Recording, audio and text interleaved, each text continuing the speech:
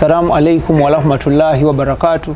Amanya nedobozi ze IBRAH mukasankwanirizaako ku Extra Digest mugoba nsonga. Yona gyo sizira okubanga otulaba nkutegeeza nti twegatiddwako omuyimbi Sasha Brighton.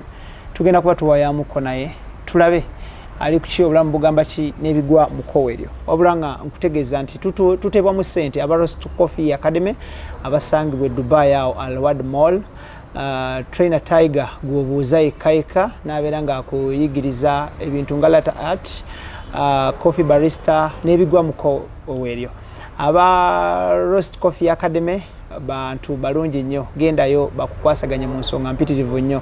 Ate ngera still Nisk Beauty Experts abasangibwa mu kibuga wakati awo nabo bakugamba nti ayina omukolo aina kwanjula mbaga oba any kind of event bajja kwambaza, bajja kukolako makeup, bajja kukolako ebintu bingi nnyo balungi nnyo mu kuzigula ensusu z'abakyala pedicure ne manicure. Aba Nisk Beauty Experts bekwate ne ku social media kwe bali awo ku Facebook osobola okubanga obanoonyako.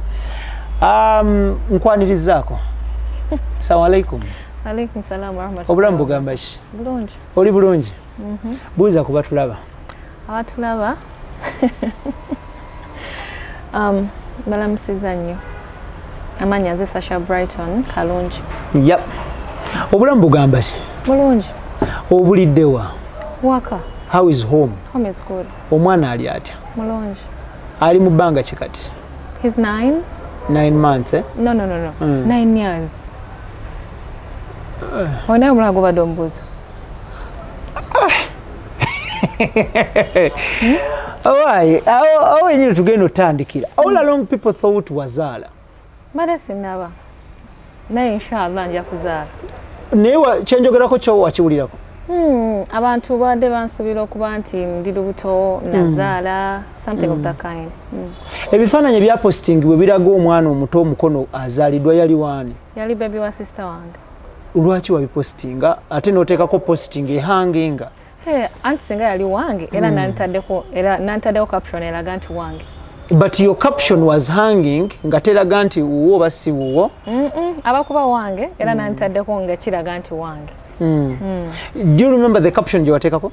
I don't remember. I don't. But caption ojjukira nga yali ehanginga nga teri direct? Singa yali wange nantaddeko nti wange. Lwaki public yalowooza nti wazaala ate olwaleero nga gwogamba olina omwana omu wa 9 years? Bambi abawagizi baffe ndowooza baba batusuubira okuba nti engeri gye ndi omukyala era kisuubirwa okuba nti osanga nazaddeyo omwana. Abamu bamanyi baitha abantu abasinga bamanyi siinayo omwana kale babeera bakusuubira okuba nti osanga leero yazadde oba tumulinda azaale something of that kind. Okay. Extra Digest mugoba nsonga tuli ne Sasha Brighton muyimbi ate mukyala muzadde. Nkongereka aka business woman olina kyokola ekireeta ssente nga kikuŋŋaanya abantu abasoba mu omu kyekyo nje kiri eyo. Okola ki? Nkola farming. Ku what scale? Nayo obutaka bwange obutonotono. Nkolayo farming, nunda enkoko, embuzi. Enkoko ziri mu bungi ki? Nyingi. Nga mmeka? Ziri nga 10,000. 10,000. Ate embuzi? Nazo nyingi. I'll say nyingi. That is very good. Awo wennyini ky'okuzaala n'eky'omwana tujja kukiddira. Njagala tusooke tugirewo ddala ekya okulima n'okulunda. Inspiration yavaawa? When nali nkula saagalanga nnyo kulima.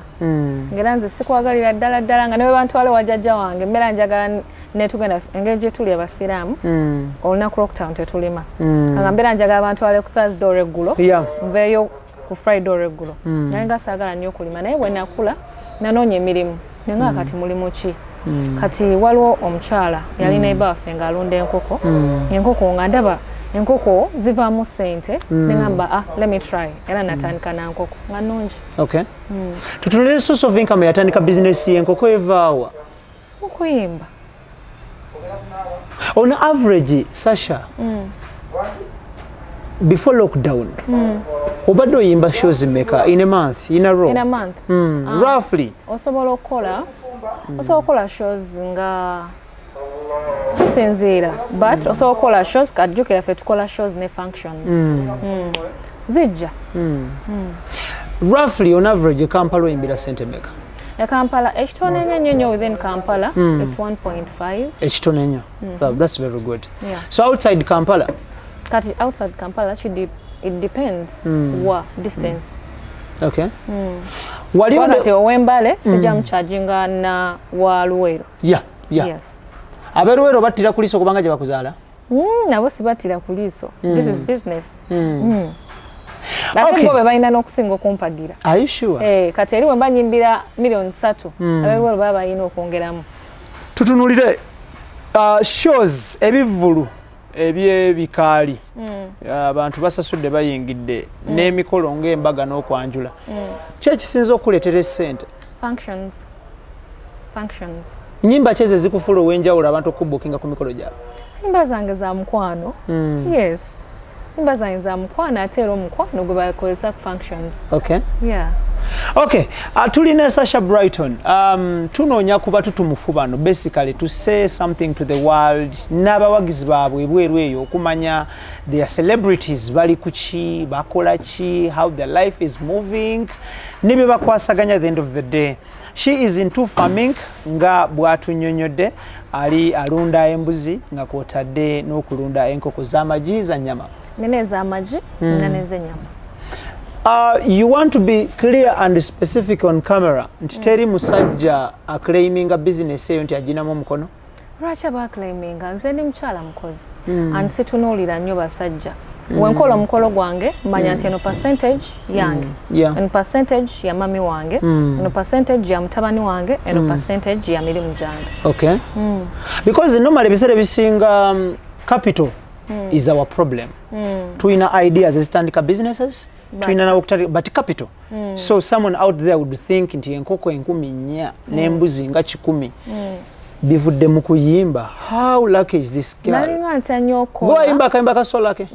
How lucky is this girl? Nalinga ntanyoko but once you're determined osobola okugamba nti kati njagala tandika kino n'omanya nti kati ngenda kuteekanga sente zange ku account at the end of the day zuwera.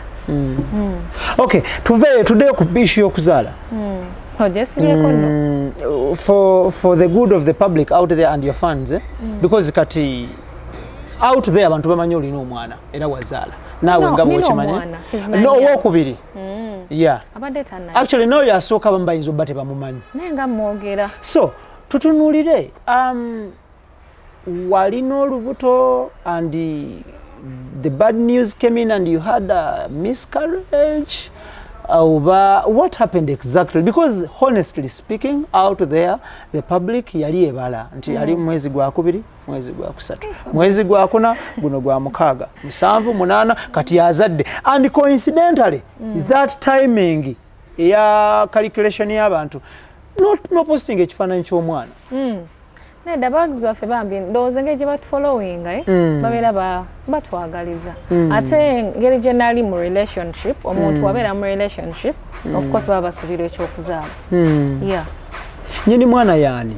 Mutabani wange? No, nyini mwana omwana ono gwe wapostinga the baby sister wange bamuyitaani Jali saga bateeka nnyo ku camera kuba no speak one name nga bonaagamba nti bamuyita Sarah your sister we omwana wa sister we alina how long alina banga chikati alina period chi she's in months so I know by name is ng'etaano I think she's around there. How do you disprove the world that kid you posted is not yours? I don't have to disprove the world because nino mwana wange I had every right okujja mu camera ne bagamba sina mwana oba kitegera tinze I'm proud of my kid. From day one ngambagamba nti no mwana wange. My boy is called Brighton. Nali wadde okujja nga bambuuza IBRAH omubuuza Sasha olina ku mwana asizaalangako but I'm proud. Era singa abadde wange still I will say banayi nina omwana wange but ekyomwana nze ndi muzadde ekyomwana tekinswaza agamba nti nina omwana nina omwana asooka nina owokubiri nina owokusatu as per now I have one kid inshallah nja kufuna abalala. Waliwo obuzibu n'ofuna miscarriage? Nk'okyesibyeko ennyo eky'omwana Ibra. Abantu bano omanyi tetwagala nnyo bantu bajweteka bigambo. No, anti kati saawe n'omwana tomulina oyo gwa postinga wa sister wo. So nenkuzaayo mabega nenkubuuza waliwo kembera yonna n'ofuna miscarriage olubuto ne luvaamu. For example y'omuyimbi omusajja kumumentioninga but wonna kyogera abantu bajja kifaako nnyo. Era omuyimbi yakafumbirwa emabega kaawo. Nomanyi nti buli nnaku bamusuubira kuba lubuto. Buli nnaku bamusuubira kuba lubuto. Why? Because yalaga omwami we ne banjula, so they expect okuba nti ekiddako omwana. Nange mabegako I was in a relationship, so everybody was like they were expecting me leero agenda zaala nkyali lubuto, something of that kind. So baba kisuubira. Okay, omanageze etya okukoping up? Okay, kati ninyo nga tetunakivaako ekyo, you didn't have a miscarriage. Ibra, obadde ki? You know, I don't have a second kid or a third kid. I only have one son. So you didn't have a miscarriage. Brighton. So you've never been pregnant. Bamwita Brighton, aine myaka mwenda. You've never been pregnant. Omwana wange gwenina ali omu bamwita Brighton. He's 9 years old. Something I like about you, you stick to your word. Yeah, thank you so much for sticking to your word. I love it. Getting back to the other side of life, how Olivin's out here or coping up out here with the lockdown? Lockdown. It is almost a year now. Yeah, kyokye nagambye nti nze siri muntu nnyo eyejalabya. Nze tojja kunsanga mu bifo bisanyukiramu. I only go to those places when I have to. Tugeze nina show. Tojja kunsanga mu Sasha atudde mu bbala oba Sasha atudde somewhere. No, that is not me. Ebiseera ebisinga nze mbeera nnyo ewaka. Kati bwe ngenda okukola nina account yange, naye ku account kange mu bank. Bwe ngenda okukola nga we nagambye nti nfunayo obusente ne mu savinga ku account yange.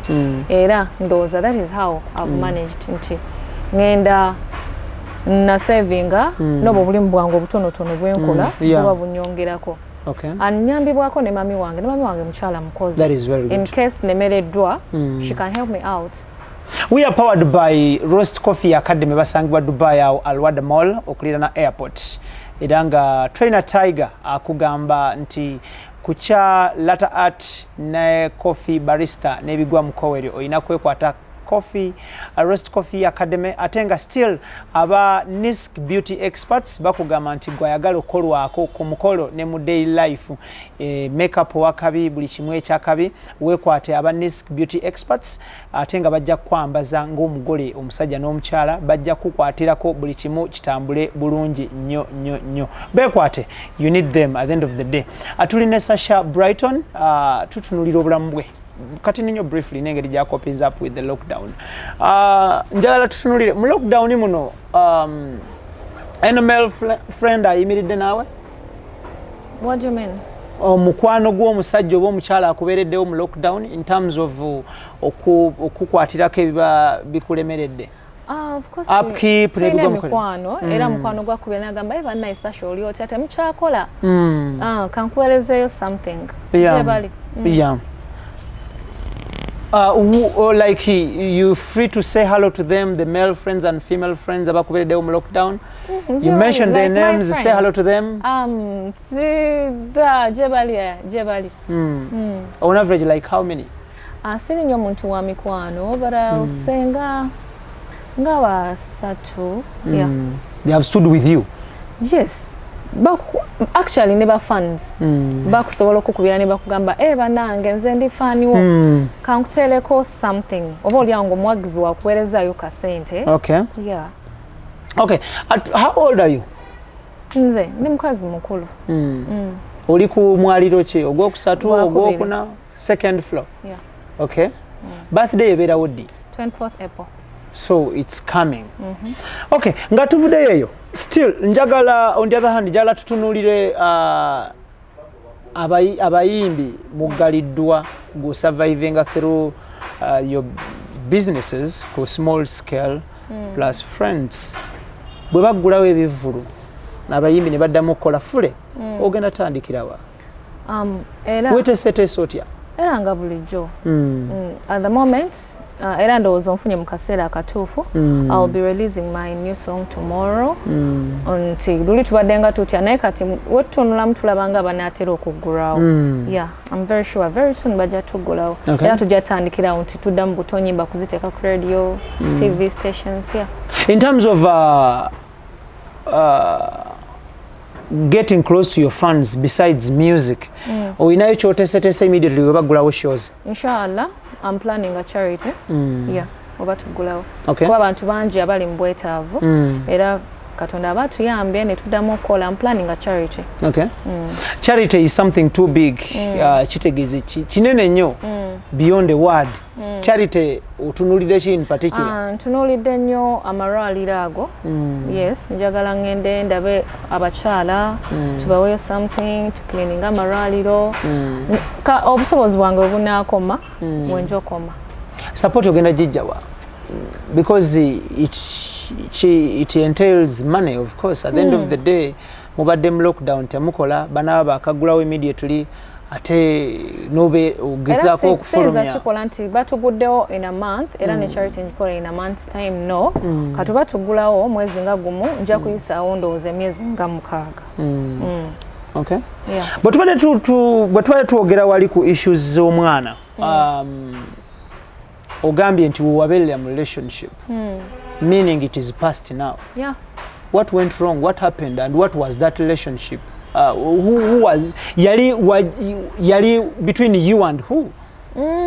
I won't say I lead between who and he. It was who and it was me. No muntu abantu abamugwe bamanyi. I wouldn't want to mention his name. No, mention the name. Feel free. No, I wouldn't want to. But yakutama. Tayantama, he's a friend. He's still a friend, but I wouldn't. Saga nyo kumorako. Yeah. So why didn't the relationship work out? It happens. Relationships work out, and that is working out. So it happens. Shabulijo. Nsabe kize wayiga ozogamba nti togenda kuziddamu bw'oyingira relationship empya? Njaze sigaliza. Totally comfortable sharing with the public? Yeah, mberanga ataze ku relationship yange netandika okwogera kino na kiri. Yes, but I'll say inshallah relationship endagenza mufuna nsaba Allah eberenga yeyoyo. So how fun okufuna eddako otusewa? Not now. Not now. For now, I want to focus on myself and then my career plus my businesses. More falling out when? Sometime now, I think October last year. Lockdown. I think lockdown yakosa relationships nyingi. Neyo your victim. No, ekyaffe tekyaliko lockdown. Kuba bambi by that time he wasn't around. Yali ali Malawi. Yakomawo in July. Yeah. So agenda okudda mu July, that is June, July, August. July, August ne kyabika ekintu. Yeah. Okay, gwe ng'omuyimbi ate ng'omukyala oba omwana ow'obuwala ate oli mututumufu, breakups zino olowooza ziva ku ki? In general, not looking at yourself, but in general. Nze ngamba relationships ndowooza kiba kubanga mwetegeera. Wemba nga temwetegeera, you try it out, but wemba nga temwetegeera tetusobola ku working out. Mutuuka at one point ne mulowooza mwetegeera n'oluusi muba oba mwerimba engeri gye mba mweyagala ennyo muba wangambe ntya, but we mulemererwa okwetegeera ebiseera ebisinga. That is when you guys relationship ejja falling out. So to the girls out there who are nga bali mu love n'abo aba falling out, oyinza bawa magezi ki kintu kya relationships? Nze simanyi magezi genyinza bawa kuba nandibagambye patience. Nze my relationship I've been patient but still it didn't work out. Nandibagambye baki I really don't know. Nendowooza nandigambye kusaba Katonda naye ate nange nalinga musaba. Nawe era osaba, yes. So I really don't know. Sina na magezi genyinza bawa. Yeah, kuba ngamba patience, I've been patient. Nga kusaba Katonda, I've always prayed to God. So Allah yasalawo. Nze ngamba Katonda yatuuka n'agamba nti kino kyekiseera. Ebiseera bisinga abantu abazadde abaana they tend to go back ne baddamu ne beeyagala ne bebazadde nabo. Don't you think of it of going back to the father of your kid and you mend ne mumending relationship eyo neddamu ne working out? Tata mutabani wange mukwano gwange singa twali bakuddawo singa twaddawo dda but he's a friend. Tetusobola kuddawo kuba naye ya moving on awasa n'azaala tetusobola kuddawo awo. Okay. Yeah, buli omu ya moving on. Okay. Yeah. Currently only under which management when it comes to music? I'm alone. Okay. Yeah. Previously obadde mu management. Tuisako management zobadde mu eza music okuva watandika okuyimba. Briefly chap. But management the New Eagles. When I left the New Eagles netandika okola ebyange Katonda we yampera omuntu when eyalinga nyambako wali that is my ex-boyfriend was there for me. By the way mucha music he was there for me. Sina kyemwogerako era musima. He was there for me, he supported me where he could. Naye nebigana nebya relationship nebya music simwogerako kibi kati we were falling out. I'm alone. Okay. Naye waliwo record label jendi nayo. That is good. Yeah, we are trying tulabe oba tunagezaako. Okay. Normally we don't want to mention people's names, but for your case we shall mention one name. Mwami Herbert Shonga nawe enkolagana ya mweyimiridde etya? Mukwano gwange, he's a friend. Esaawa eno mukwano gwange. Previously he used to claim to be your boyfriend, and in your interviews you used to claim he's your manager. Which is which? I used not to claim manager wange, sibagamba nkonti manager wange, but I remember saying Good Samaritan. Right? Era Good Samaritan almost aba manager. So manager wange. Okay, tabangako manager wo. Tabangako manager wange, but he was a Good Samaritan. Okay, Good Samaritan are going where wrong. Where did the Good Samaritan go wrong? And why and how? It happens. Bibao daily life. Did the Good Samaritan go beyond being a Samaritan? Don't make this a big deal. Don't say someone. It happens. Yeah. Relationships zibao nezigwao. Lwaki abantu out there bali mu attributing falling out kwa mwene Shonga to witchcraft? Witchcraft? Nze ni mchala musiramu. So, busiramu ebera shiriki. Shiriki, yeah, you're right. Siri muntu wa shiriki, atera sikiririza mushiriki. Kati gobato mukiririza. How about on his side? I don't know. I really don't know. Maybe munonyeko akubulire. But I don't know. Sikiririza mu ebyo. Nze mind chiba kyakubaawo Katonda baya kitegeka. In a space of 1, 2, 3 or 4 years, roughly, in a space of 4 years, relationships mekazi wakabera munezifo iringa.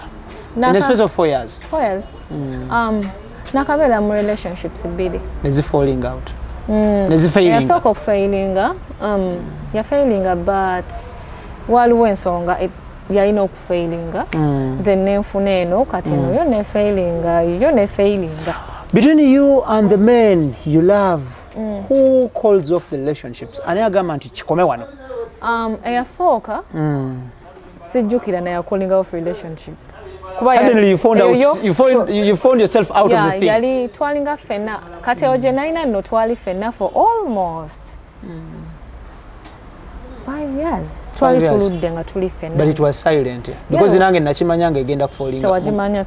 Nakimanya bigenda kugwa. Wallahi billah.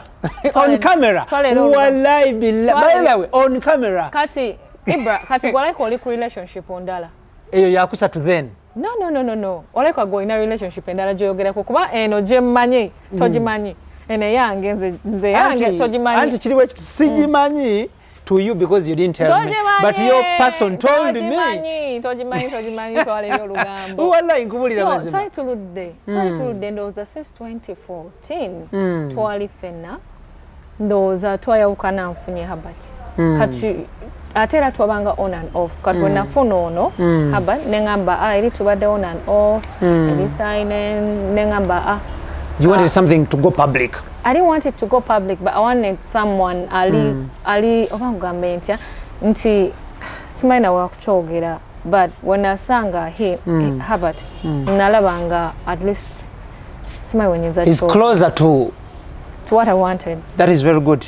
Of course, naffe kitutuukako osanga omukyala ng'olaba ali close to, at times nga they are really good, at times things don't work out. It is normal, but just ekisinga obukulu kusaba na bugumiikiriza kyemmanye ekyo.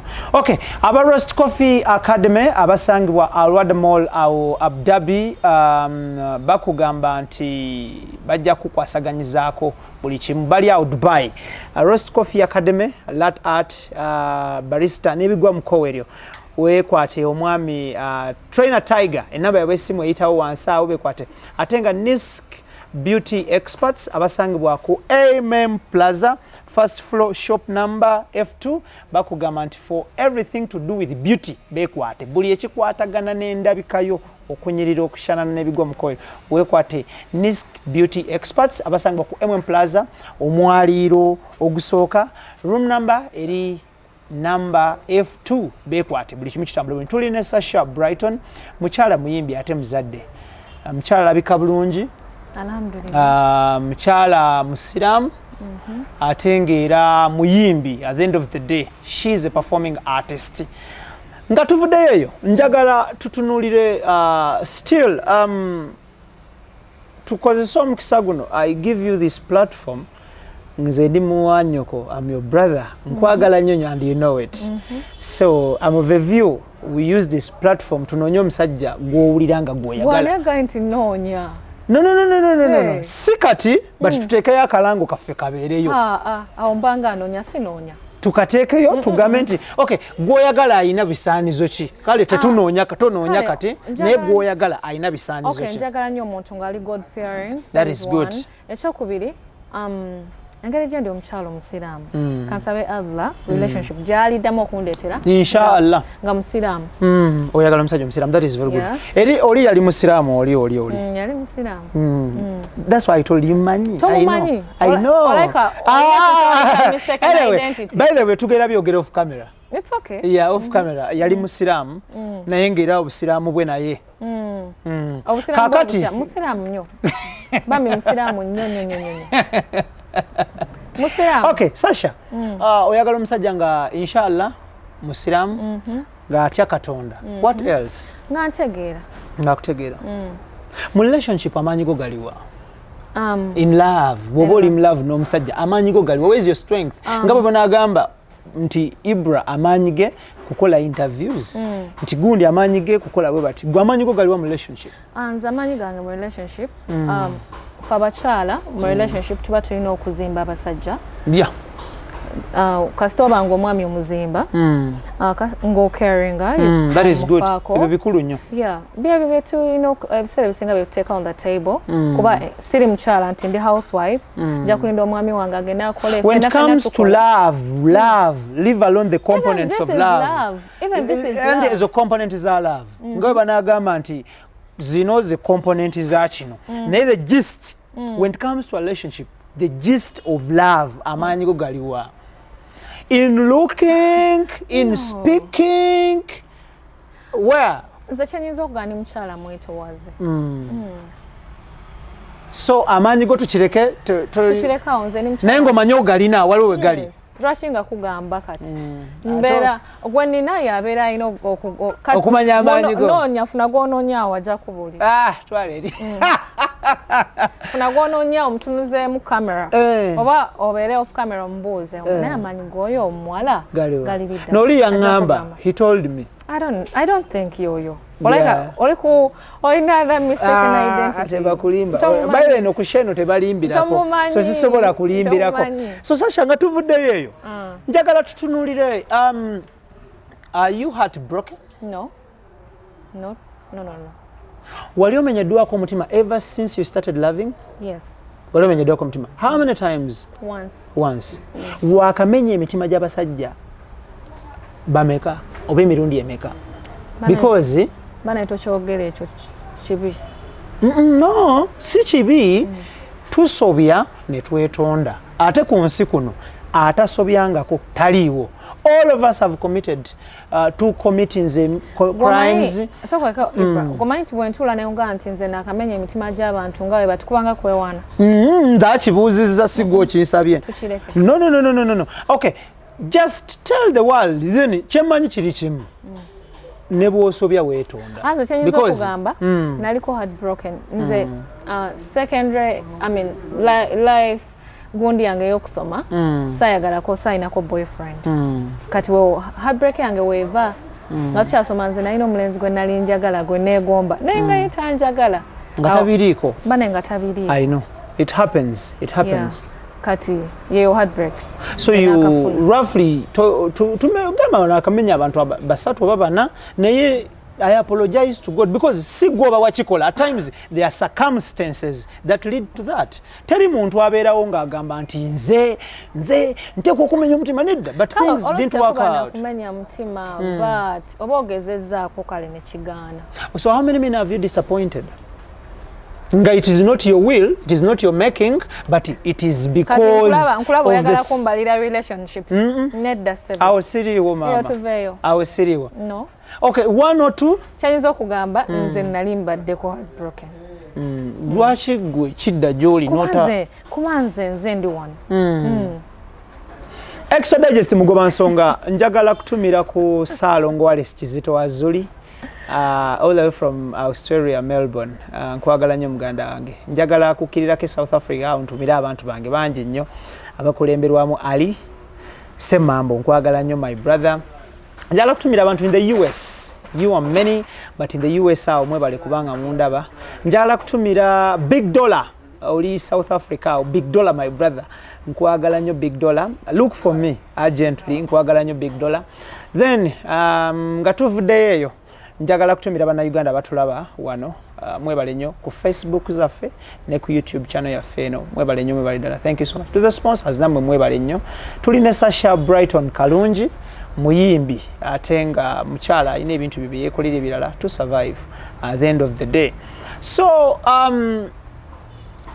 is there bad blood between you and Shonga? No, I don't think. You don't think? I don't think. Omukyala gwe bayise Dorothy Shonga yavaayo n'arantinga on social media. Wayisibwa otya? I'm one person ate getting moved easily. Ate era nze ebintu ebimu nga nze ndi muntu musirise. Ate era tujja kunsanga nga omuntu nze mulimu I'm one person gwenza osanga n'okolako akavuyo naye nze ndi muntu atenyigira nnyo mu ntalo. Nze Katonda yanwanira entalo zange. That is good. Ne wojja n'onkola ki nga makimu. Katonda yasinga okumanya. Era toyinza kunsanga ndi mu lutalo luno. No, you come talk this that but I know that day to. So rants ze ku social media tezakubothering at all? Not really. What bothered you about her? Nothing bothered me. Yeah. Tutunulire ebigambo by'abantu baali boogera. Of course you had a lot of well wishers. Yeah. Then there are those ones who are against the relationship. Abantu balinga boogera. By the way, there is a time ngekyo kintu kyakatandika nga mba ne comments 5 ndowooza kubaako 2 ezimpaana. The rest ngesigadde ziri against you. Yes. Naye ne ngamba nti with time they'll accept it and time yatuuka nga luli eri okwaliko 2 ezimpaana ate nga kuliko 2 ezikuvuma. Yes. I get that point.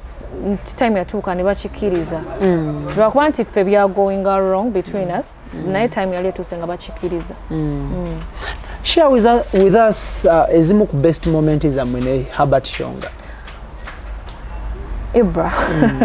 Tuveeyo. No, feel free. You know why? Omanyi lwaki ngenda kwewerako example nti nze case in point wembeera mu relationship ne tu falling out with someone nsobola okugamba nti nanyumirwanga nnyo nga tutambula on streets, nanyumirwanga nnyo nga twangiza out in clubs, nanyumirwanga nnyo nga mpite bwati nga nkubira mu budde bwe buti because at the end of the day even when things don't work out wabawo kye bayita great moments nga ne bw'oba ozijjukidde eyo gamba Wow, God is great. Jezili maybe, but at the moment you're not sure. Jezili, but at the moment B zakavaring enungi.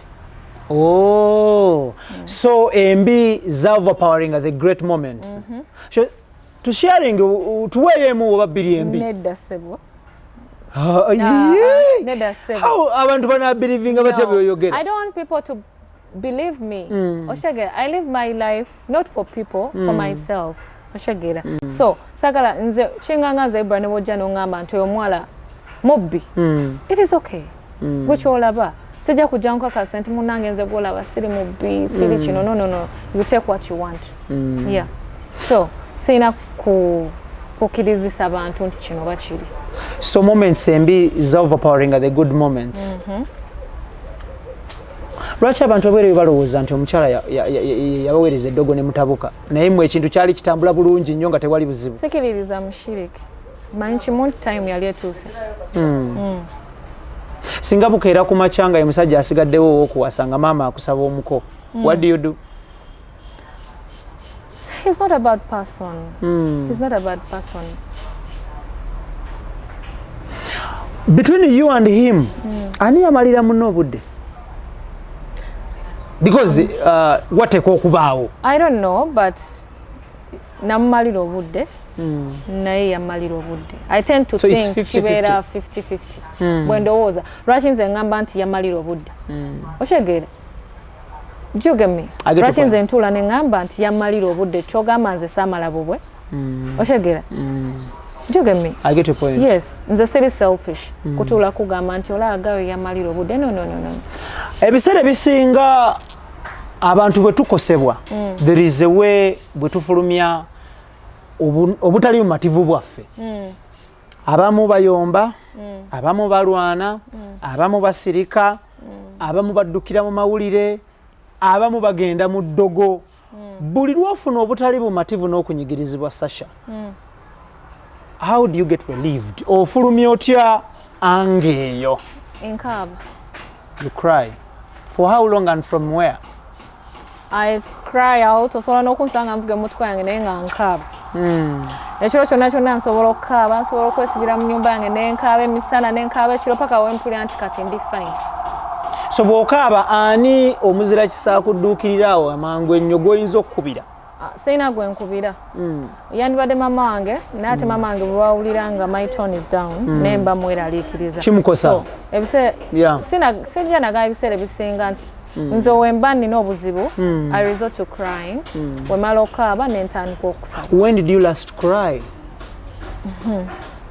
I last cried tuli mu March. We are in March. I think I last cried in January. I'll say in January. In August, kyogamba tewakaaba nga muli mu falling out ne Herbert. In October. October. When did you last cry? I last cried in January.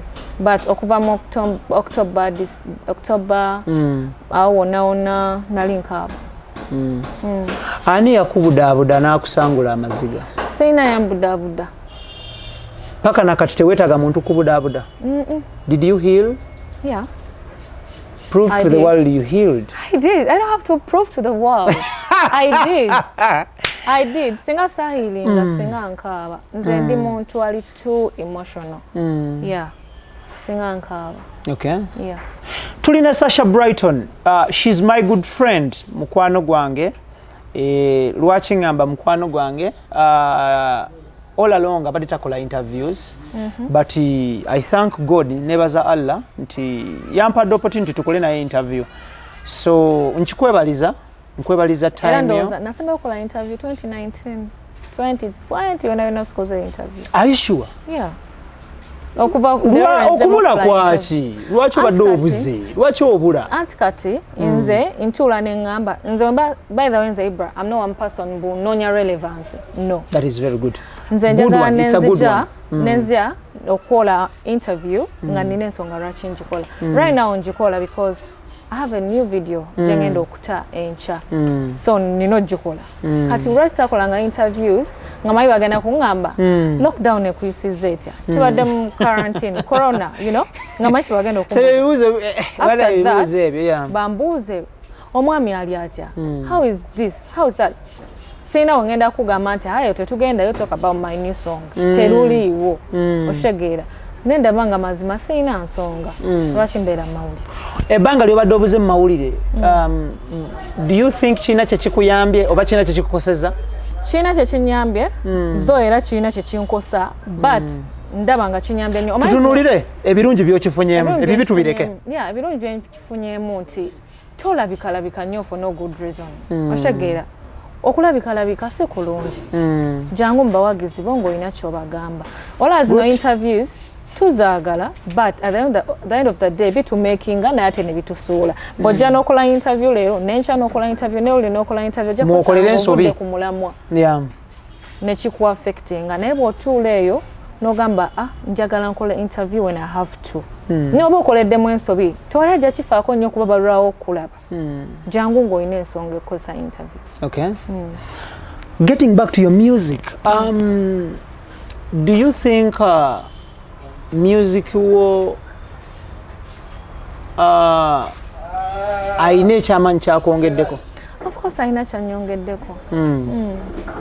What has music changed in your life? Music nkuze natandika oyimba nga ndi muto kati nkuze omubiri ebirowoozo byonna kuba era ojjukira oli nali katono kati ngeze ebirowoozo oli walinga olowooza kitono kati otuula n'olowooza nzizaako kinkoze ntya emikwano music ayina engeri gyakutambuzaamu anyongeddeko kyamaanyi nze bukyanga mbaawo nali sikolangako from school natandika kuyimba. I remember. Naye kati nkola. Okay.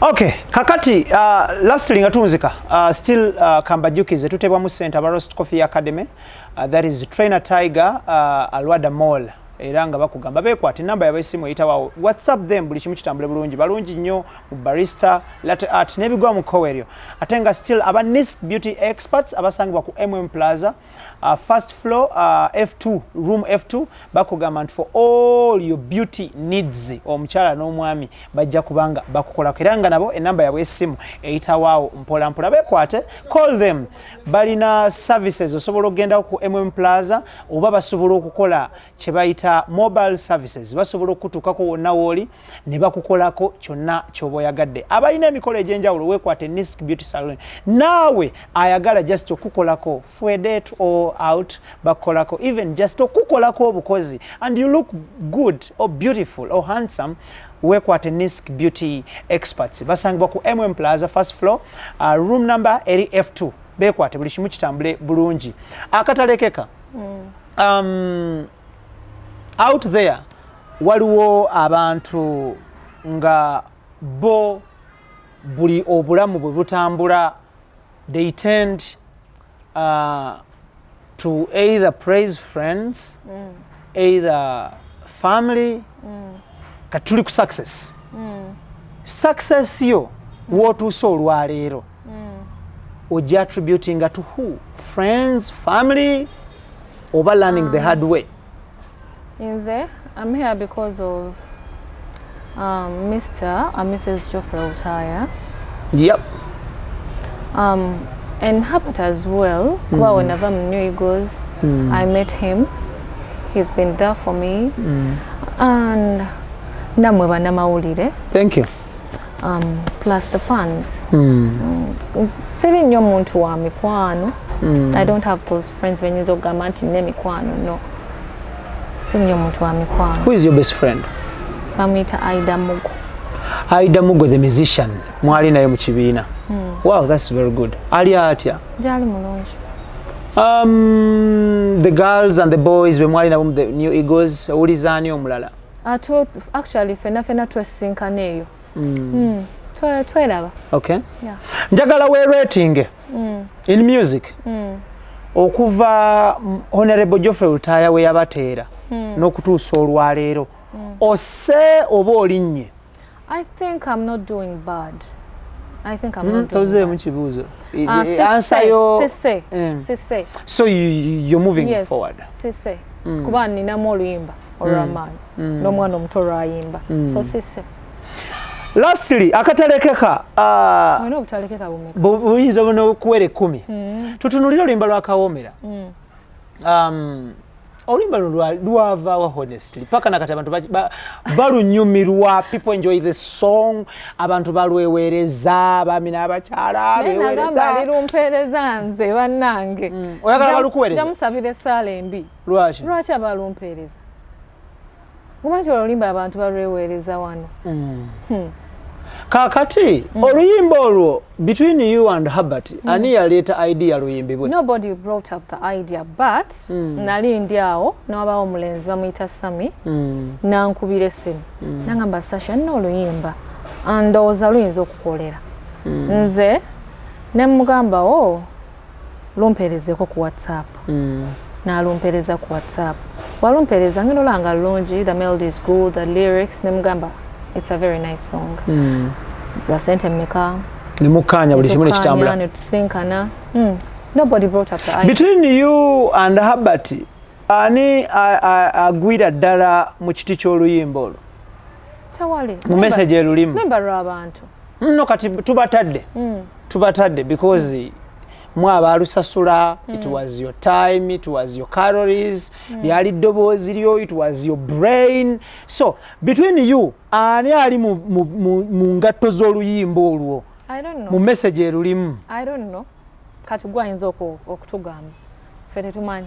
No anti kati you know yourselves better than we do. Ffe tuli public temumanyi. Oluyimba olwo gwe ne Herbert ani yasinga oddunyumirwa? Fena twaragala. On how many occasions did he whisper the song to you nga lukukuba kama? Kakatalekeka tukaveeko. Katuba tusembyayo akawumule. Tukaveeko ako. Because nali nnyumyako n'omuyimbi omu sijja mu disclosinga. She's my good friend. Nangamba nti banange oluyimba olwo nange natuuka nga naffe lwe tweteerako ewaka n'omwami wange. Muyimbi mukyala w'amaanyi nnyo of course. She's my good friend. Wabaawo n'omuyimbi omulala mwami era naye musajja w'amaanyi nnyo. Nangamba twatuuka nga naffe oluyimba olwo lwe tuwuliriza mu biseera byaffe eby'abantu abakulu. So that's why I brought the question to you because many people come out and confess. Agamba nti oluyimba olwo naluyimbira abantu naye ne mmala nange ne ndweddiza agita tagiwoomya. Twaluyimbira abantu. Naluyimbira abantu. Mu biseera byammwe eby'eddembe ne Herbert, you used to listen to which music? Lwaki weesibye nnyo ku Herbert? You know, as an inspiration to the world, wasa okubawo ennyimba ezo naffe tupikinga leaf. Teziriiwo. Mwalabanga lesolingi? Tetulina kye twalabanga.